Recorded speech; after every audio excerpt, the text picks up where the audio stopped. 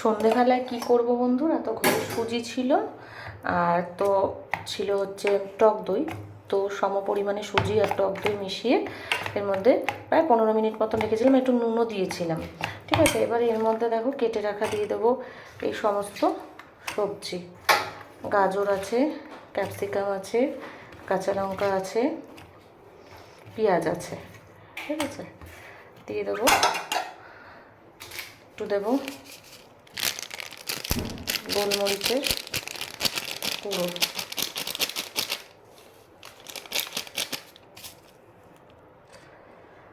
দেবো আর একটু নুন,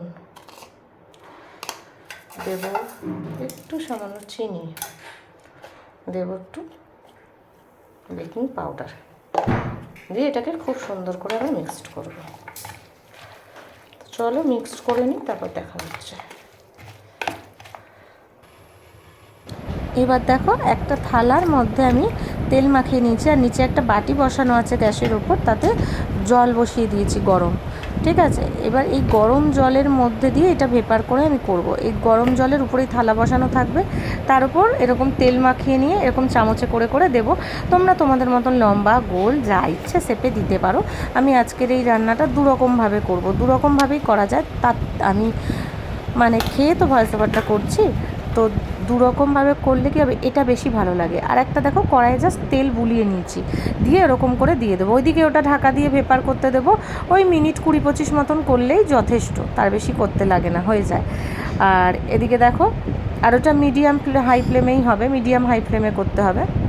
এটা দেখো একটু ঢাকা চাপা দিয়ে দিয়ে একদম লো ফ্লেমে করে, সেই যেমন পিঠেগুলো হয় না সাঁচের পিঠে, সেই রকমভাবে হয়ে যাবে, খুব সুন্দর হবে। ওটা আমি সরিয়ে রেখে দেবো। আর এদিকে এটা মোটামুটি হয়ে এসছে, আরও মিনিট 10 মতন হলেই হয়ে যাবে। টোটাল 25 মিনিট মতন করেছিলাম।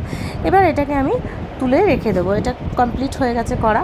এবার দেখো কড়াইয়ের মধ্যে কি করেছি, নিয়েছি সাদা সর্ষে, কাঁচা লঙ্কা কুচি আর কারি পাতা। এবার সাদা তেল দিয়ে দেবো, দিয়ে এটাকে ফোড়নটাকে ভাজা ভাজা করে নেব।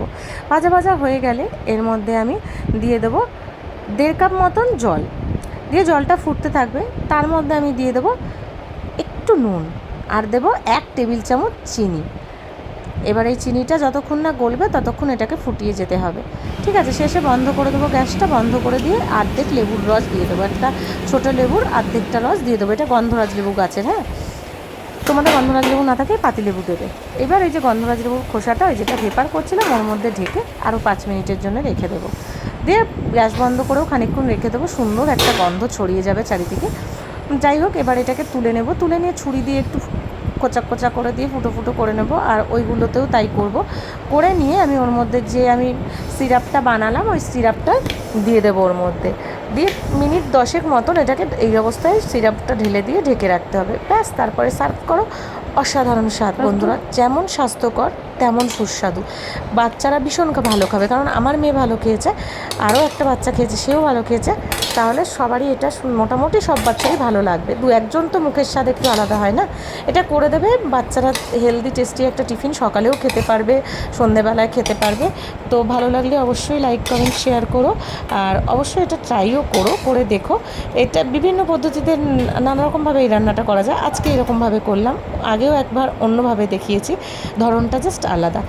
তো চলো এবার সবাইকে সার্ভ করে দেওয়া যাক। মানে এটা কালকের ঘটনা, সার্ভ করা হয়ে গেছে, খাওয়াও হয়ে গেছে, মানে এখন তো প্লেটে তুলছি না, সেই কারণেই বললাম।